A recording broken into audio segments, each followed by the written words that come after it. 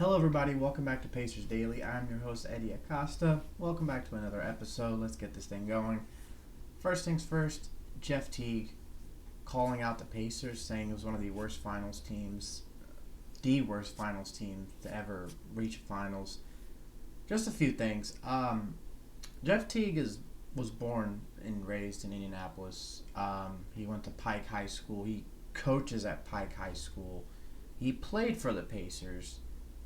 And yet, I have not seen a former player diss the Pacers as much as Jeff Teague has, at least in the last season.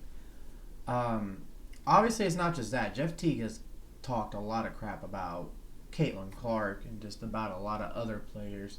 And then people started pulling up Jeff Teague's all-star stats versus Caitlin Clark's rookie stats, which, that's Twitter is Twitter, or X as people call it now. But I don't understand where this pure hatred comes from a guy that is literally indie-based, grew up here, played his basketball here, became a big name in the high school scene. You know, those big teams with his brother, Courtney Lee, was on those Pike teams. But, just kind of shocking that came out of nowhere. And to be fair, it's nowhere near one of the worst teams to ever reach the finals. Statistically, the Pacers were better than either of the Heat teams that made the finals in the 2020s. They were better than the Mavericks. Even the Mavericks were, outside of Luka and Kyrie, was pretty much just a bunch of pretty decent role players, and their depth was nowhere near as good as the Pacers was. And then a bunch of 80s and 90s teams couldn't even compare to the teams now. The New Jersey Nets, they had some decent teams in the 2000s that made the finals, but those teams are not better than the Pacers team that made it this year. The 06 Mavericks team was probably not as good as our team was last year. But to each its own. I still just don't understand the hatred that Teague has for the Pacers. Multiple times he has talked trash about us. But just let him run his mouth. But that's just still kind of wild to me. Now transitioning over to Thomas Bryant, there was talks that he was going to join Panathinaikos. That hasn't fully went through yet, but there is talk that he could end up on the Knicks. Now, Thomas Bryant torched the Knicks in one game at least. But he is from New York. He's from Rochester.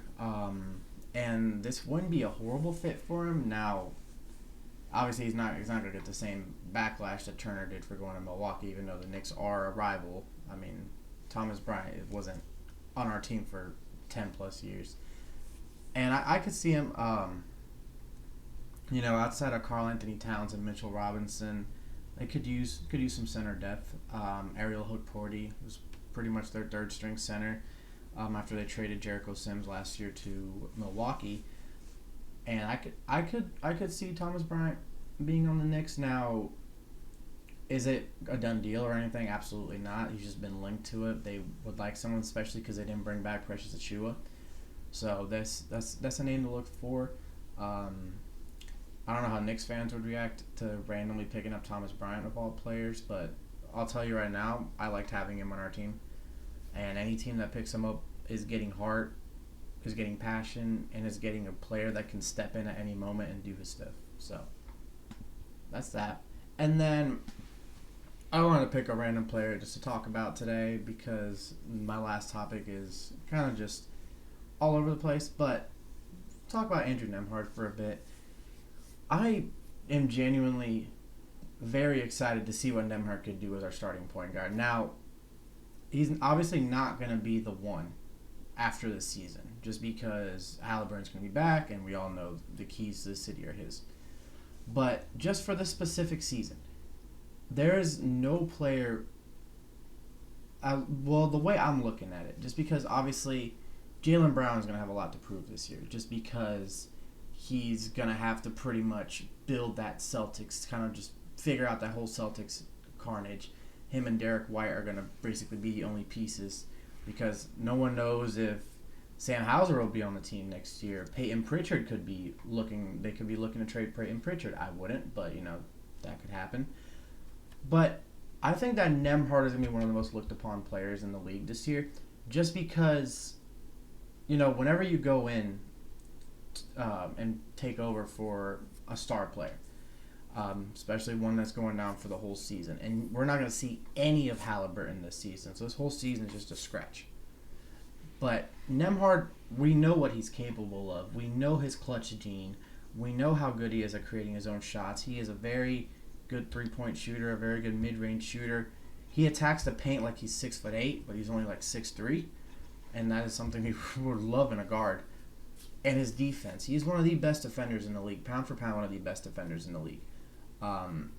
Like the best guard defenders in the league are, in my opinion, Nemhard, Caruso, and between Derek White and Drew Holiday. Those are all some of the best guard defenders in the league.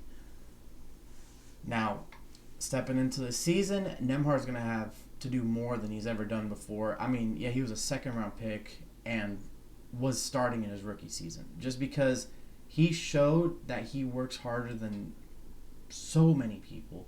He's shown that he deserves to be a starter, that two position is his always. But for this year, he's going to bring a new fire to that point guard position. It's going to be a lot different than Halliburton, of course, just because Halliburton is so pass first, and just the way he plays the game is a lot different than Nemhard.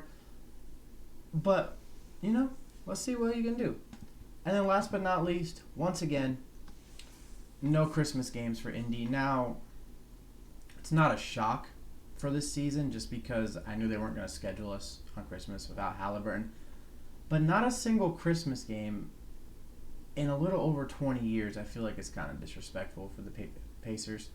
The only other teams that haven't been there longer than us are the Kings and the Hornets. The Hornets have never played a Christmas game, and I mean I can see that they've never really had a crazy roster. They had some decent ones in the late 90s with Larry Johnson, Alonzo Mourning, but outside of that, they've had their Kemba Walkers and Gerald Wallace, but outside they haven't really built that team yet. Now, obviously with Brandon Miller and LaMelo Ball going in the future, that team might be pretty good if everyone stays healthy. But we know LaMelo barely played last year. Brandon Miller was out most of the season. Grant Williams had torn his ACL, so they were using a lot of G League players or just pretty much fillers last year. The Hornets rostered a lot of random people last year. But enough of the Hornets. Back to the Pacers. Pacers deserve a Christmas game, and hopefully next season we get one. But obviously, Lakers are always going to be playing on Christmas. Wherever the big stars, the Warriors are always going to play on Christmas.